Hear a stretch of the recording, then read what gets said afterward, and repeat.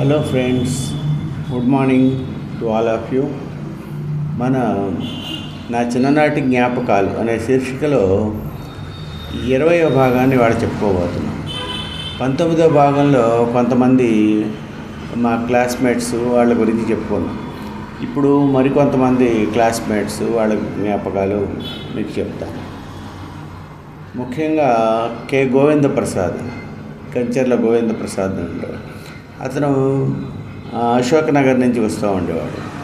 మాకు 9th, 10th క్లాసెస్లో కూడా మాకు క్లాస్మేట్. ఆ తర్వాత ఆంధ్రా బ్యాంక్లో చేరిన తర్వాత కూడా సుమారు 1979 దగ్గర నుంచి ఏలూరులో అతను వర్క్ చేస్తున్న దగ్గర నుంచి కూడా నాకు ఇప్పటికీ కూడా రెగ్యులర్గా టచ్లోనే ఉన్నాడు. మేము విజయవాడలోనే ఉంటాం. అతను ఆంధ్రా బ్యాంక్లో చేసి రిటైర్ అయినాడు. ఆ తర్వాత జయగోపాల్ అని ఇంకొక ఫ్రెండ్, అతను బీఎస్సీ ఏజీ చేసి ఏదో మెన్యూర్ డిపోనో ఏదో పెట్టాడని చెప్పారు ఖమ్మంలో, కానీ తర్వాత ఎప్పుడూ కలవలేదు. ఆ తర్వాత రంగారావు అని ఒక స్టూడెంట్ ఉండేవాడు. అతను చాలా నీట్గా అన్నీ మెయింటైన్ చేసుకుంటూ ఉండేవాడు. ఆ బుక్స్ అవన్నీ సర్దుకోవడం అని ఎవరన్నా డిస్టర్బ్ చేస్తే వాడికి చాలా విపరీతమైన కోపం వచ్చేసి ఏడ్చినంత పని చేసేవాడు. అతను ఆ తర్వాత ఏలూరులోనే జూట్ మిల్ అనేదిలోనే వర్క్ చేశాడని చెప్పి తెలిసింది. అది ఏలూరులో ఉన్నప్పుడు కూడా నాకు కలిశాడు జూట్ మిల్లో పనిచేసేటప్పుడు. తర్వాత కూడా ఆ తర్వాత దాడి ఆంజనేయులు అని చెప్పి మా స్కూల్కి దగ్గరలోనే వాళ్ళ కిరాణా షాప్ ఏదో ఉండే, చిన్న కిల్లీ షాప్ లాంటిది కూడా అమ్మగారు మెయింటైన్ చేస్తూ ఉండేవాడు. అతను మా క్లాస్మేట్గా ఉండేవాడు. తర్వాత పళ్ళ వ్యాపారం దాంట్లో బాగా బిజీ అయ్యి ఏలూరులో ఉన్నప్పుడల్లా కనిపిస్తూనే ఉండేవాడు. వాళ్ళ ఫ్యామిలీ వాళ్ళందరూ కూడా నాకు ఏలూరులో నాకు పేషెంట్స్గా ఉండేవారు, వాళ్ళ నాన్న అమ్మ అందరూ కూడా. అలాగే నిన్న చెప్పాను, పాలూరి విశ్వనాథం అని ఆయన ఐఎల్టీడీలో వర్క్ చేసి రాజమండ్రి అనే చోట్ల చీరాల్లో సెటిల్ అయ్యాను. నండూరి వీరభద్రరావు అని చెప్పి ఒక ఫ్రెండ్, అతను తర్వాత కూడా రెగ్యులర్గా టచ్లోనే ఉన్నాడు.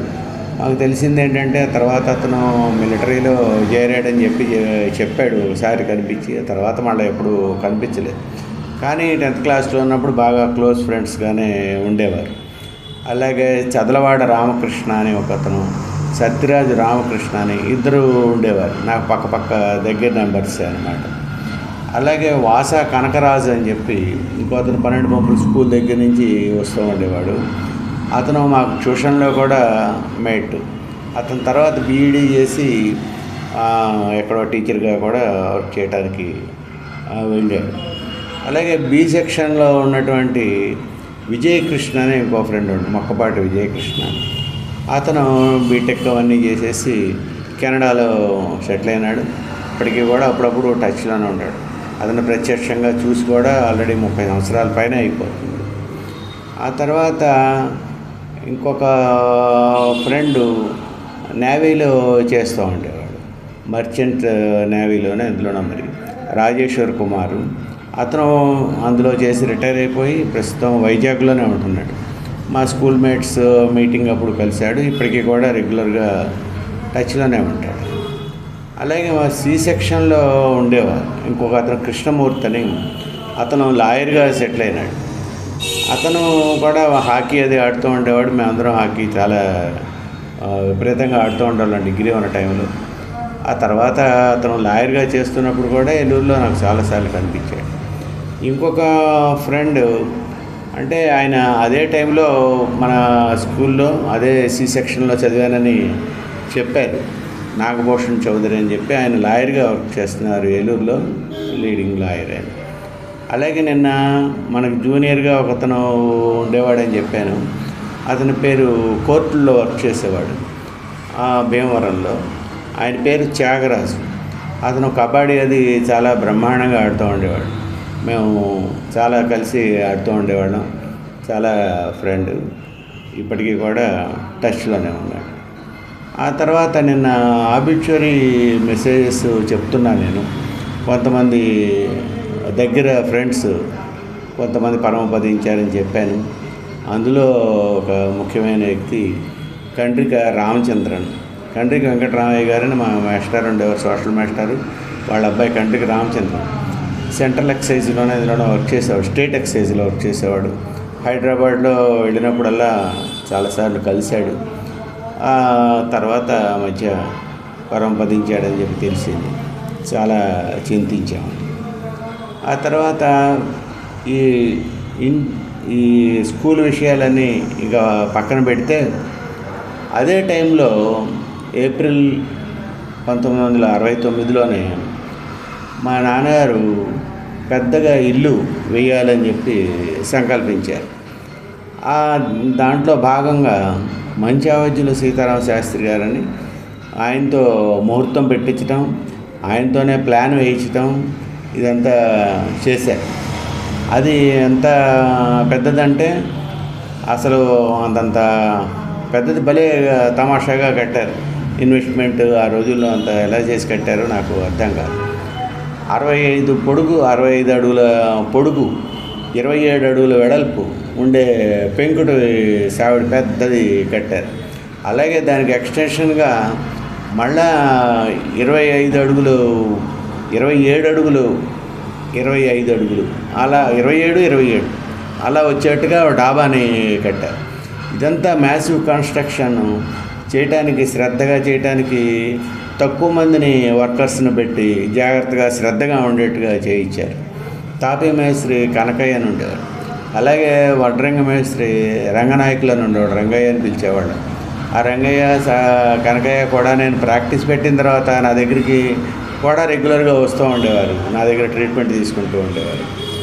అంత మ్యాసివ్ కన్స్ట్రక్షన్ వాళ్ళు ఇంకో 2-3 హెల్పర్స్ పెట్టుకుని మాత్రమే చేశారు. ఎంతో చాలా చక్కగా చేశారు. ఇంట్లో డాబా వేసే దగ్గర స్లాబ్స్ అనేవి వేయటం కాకుండా, కాంక్రీట్ ఆర్సీసీ కాకుండా మద్రాస్ బీమ్స్ అని వేసి తార్స్, ఇటుకలు అలా అంటించి చక్కగా అందంగా వచ్చేట్టుగా చేశారు, చాలా చక్కగా. అదంతా కూడా ఆ ప్లాన్ ఇదంతా కూడా వేయటం, దాని అంతట్లో కూడా నాకు చాలా ఇంట్రెస్టింగ్గా ఉండి నేను వాళ్ళ దగ్గర ఇంట్రికసీస్ అవి తెలుసుకుంటూ ఉండేవాడిని. మంచావజ్జుల సీతారామ శాస్త్రి గారు దీని ప్లాన్ వేశారని చెప్పారు కదా, ఆయన దగ్గరే నేను జ్యోతిష్యంలో ఉండే కొన్ని మెలకువలు అండ్ ఈ వాస్తులో ఉండే మెలకువలు కూడా నన్ను ఆయన దగ్గరికి మా నాన్నగారు ప్రత్యేక పంపించి నేర్పించారు. అఫ్కోర్స్ పూర్తిగా నేర్చుకోవడం అనేది మన వల్ల కాదు, పూర్తిగా నేర్చుకోలేదు, కానీ అన్నిట్లో ప్రవేశం మాత్రం చక్కగా పెట్టాం. అందుచేత ఇప్పటికీ కూడా నేను చెప్పగలను, దక్షిణ వైపు పడమటి వైపు తక్కువ స్థలం ఉండాలి ఇంటికి, తూర్పు వైపు అండ్ ఉత్తరం వైపు ఎక్కువ స్థలం ఉండాలి, ఈశాన్యం ఖాళీ ఉండాలి, నైరుతి వైపు బరువు ఉండాలి. ఇవన్నీ అందరికీ ఫండమెంటల్గా తెలిసినవే. అందరికీ వాళ్ళ పేరుని బట్టి ఏ ఎంట్రన్స్ అయితే బాగా పనికొస్తుంది ఏమిటి అనేది కూడా నేను చెప్పగలను. అంత మటుకు నాకు నాలెడ్జ్ ఉంది, ఎటువైపుకి పల్లం ఉండాలి, ఎటువైపుకి ఎత్తు ఉండాలి.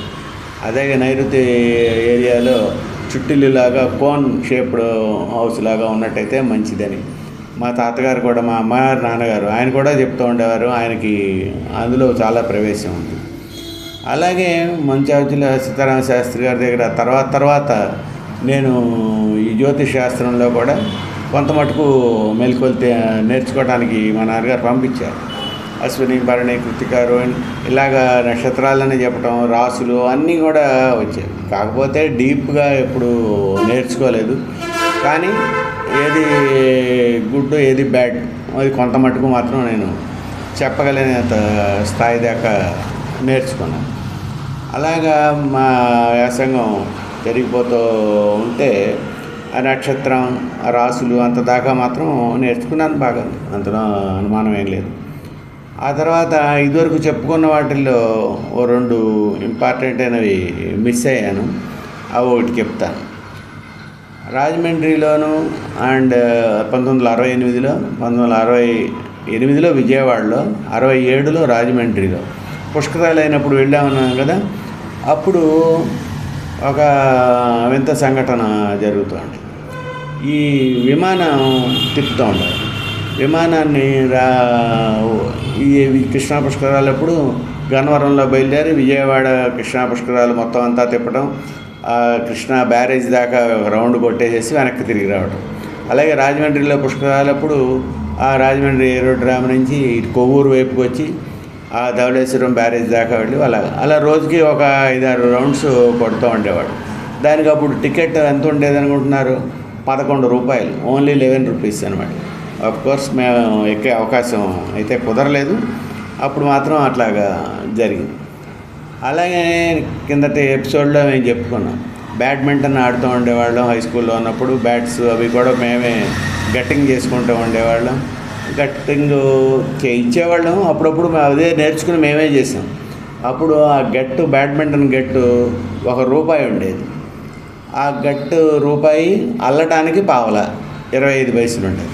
ఆ 25 పైసలు సేవ్ చేయడానికి దాన్ని అల్లటం కూడా మేము నేర్చుకుని మాకు మేముగానే తయారు చేసుకున్నాం.